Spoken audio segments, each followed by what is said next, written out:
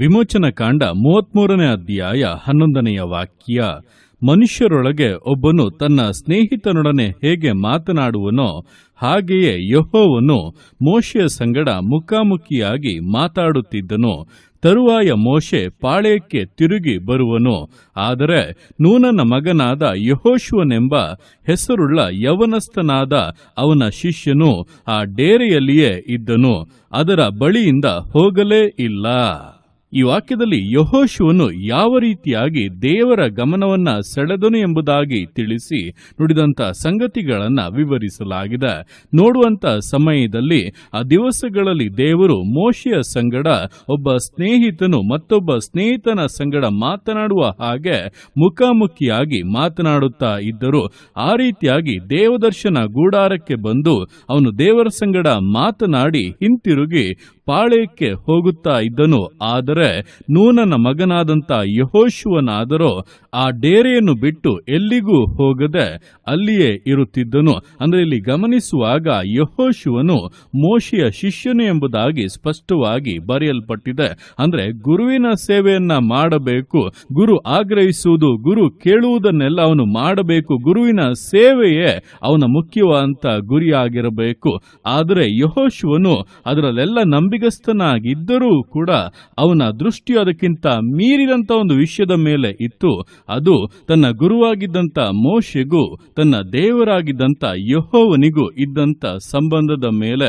ದೇವರು ಎಷ್ಟರ ಮಟ್ಟಿಗೆ ಒಬ್ಬ ವ್ಯಕ್ತಿಯ ಮೇಲೆ ಕರುಣೆಯನ್ನ ತೋರಿ ದಯೆಯನ್ನ ತೋರಿ ಅವನೊಟ್ಟಿಗೆ ಅಷ್ಟು ಅನ್ಯೋನ್ಯವಾಗಿರುತ್ತಾರೆ, ಅವನೊಟ್ಟಿಗೆ ಮಾತನಾಡುತ್ತಾರೆ, ಅವನ ಮೂಲಕ ಮಹತ್ಕಾರ್ಯಗಳನ್ನ ಮಾಡುತ್ತಾರೆ. ಇದೆಲ್ಲವನ್ನ ಕೂಡ ಯೆಹೋಶುವನು ಗ್ರಹಿಸಿಕೊಳ್ಳುವವನಾಗಿದ್ದದ್ದರಿಂದಲೇ ಮೋಶೆಯ ಕಾಲದ ನಂತರ ದೇವರು ಯೆಹೋಶುವನೊಟ್ಟಿಗೆ ನೇರವಾಗಿ ಮಾತನಾಡಿ, ನಾನು ಮೋಶೆಯ ಸಂಗಡ ಇದ್ದ ಹಾಗೆ ನಿನ್ನ ಸಂಗಡಲೂ ಇರುವೆನೆಂಬುದಾಗಿ ವಾಗ್ದಾನಗಳನ್ನ ಮಾಡಿ ವಿಶೇಷ ರೀತಿಯಲ್ಲಿ ವಿಶೇಷ ಅಧಿಕಾರಗಳನ್ನ ಕೊಟ್ಟು ಅವನನ್ನು ವಾಗ್ದಾನ ದೇಶವನ್ನು ಸ್ವಂತರಿಸಿಕೊಳ್ಳುವ ಹಾಗೆ ಮುನ್ನಡೆಸಿದ್ದು.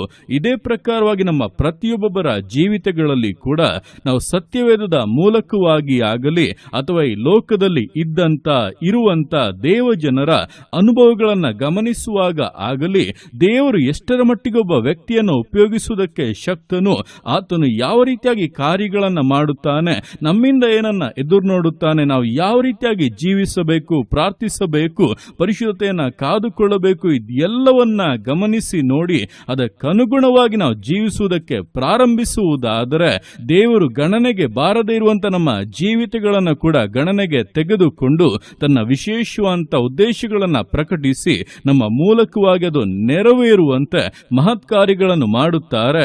ನಮ್ಮ ಜೀವಿತದ ಮೂಲಕವಾಗಿ ದೇವರ ಆಗ್ರಹಗಳು, ಉದ್ದೇಶಗಳು ಪರಿಪೂರ್ಣತೆಗೆ ಬರುತ್ತವೆ.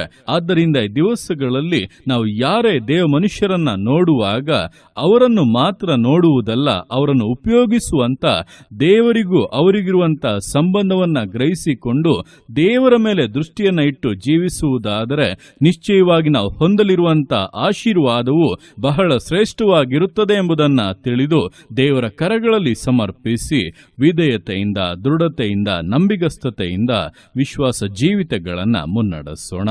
ದೇವರ ಕರಗಳಲ್ಲಿ ಸಮರ್ಪಿಸಿ ಪ್ರಾರ್ಥಿಸೋಣ. ಯೇಸುವೆ ಸ್ತೋತ್ರ ರಾಜ, ಕೊಟ್ಟಂತ ಈ ದಿವಸಕ್ಕೋಸ್ಕರ ಸ್ತೋತ್ರ ಕರ್ತನೆ. ಈ ದಿವಸ ನಿನ್ನ ಕರೆಗಳಲ್ಲಿ ಸಮರ್ಪಿಸ್ತಾನೆ. ಪ್ರತಿಯೊಂದು ಜೀವಿತಗಳನ್ನು ನೀನು ಆಳ್ವಿಕೆ ಮಾಡು, ಬಲಪಡಿಸು ಕರ್ತನೆ.